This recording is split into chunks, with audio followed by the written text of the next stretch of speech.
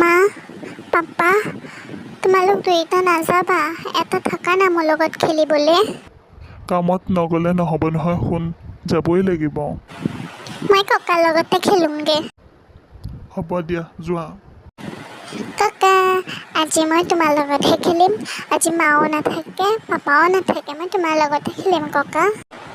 দেহা, মই যাওঁ, আৰু তুমি অকণমান ভালকৈ থাকিবা। শুনিলা নহয় কি কৈছোঁ? অকণমান ভালকৈ থাকিবা, মই সোনকালে স্কুলৰ পৰা আহিমগৈ। তুমি যে দিনটো ককাৰ লগত থাকিলে কিয় টিভি নাছিল নেকি চাবলৈ? মা, ককাই আজি যে মোক সাধু কথা ক'লে জানা, কাইলৈ পৰা একদম টিভি চাই থাকিবা। হ'ব। মাক প্ৰিয়াক হ'ব বুলি কৈ অভি নিজৰ ৰুমৰ ফালে দৌৰি গুচি যায়।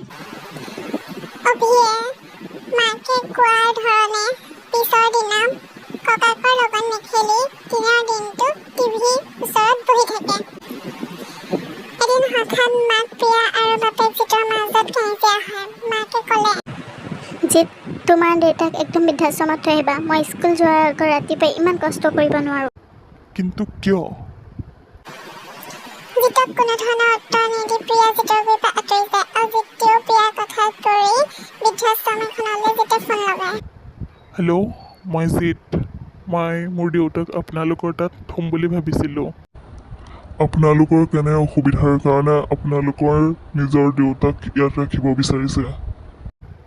ঘৰত কোনো নাথাকে আৰু কোনো কাম কৰা মানুহ নাই, সেইকাৰণে। দেউতাক আপোনালোকে নিবহি নে আমি থ'বগৈ লাগিব? মোক ফোন কৰি জনাব।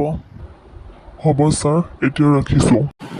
পাপা, পাপা, তুমি ইয়াত আছা? মই তোমাক গোটেই ঘৰ বিচাৰি ফুৰিছোঁ। কি হ'ল কোৱা বেটা? পাপা, তুমিনো কাৰ লগত কথা পাতি আছিলা? অফিচৰ মানুহৰ লগত আকৌ। তুমি দেখোন ককাৰ কথাহে পাতি আছিলা। ঘৰত মায়ে মই নাথাকোঁ, ককায়ে অশান্তি পাই যে, সেইকাৰণে বেলেগ এটা ঘৰত থৈ আহিমগৈ ককাক।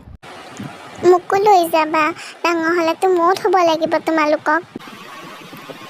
অভিয়ে এই বুলি কোৱাত জিত আৰু প্ৰিয়াই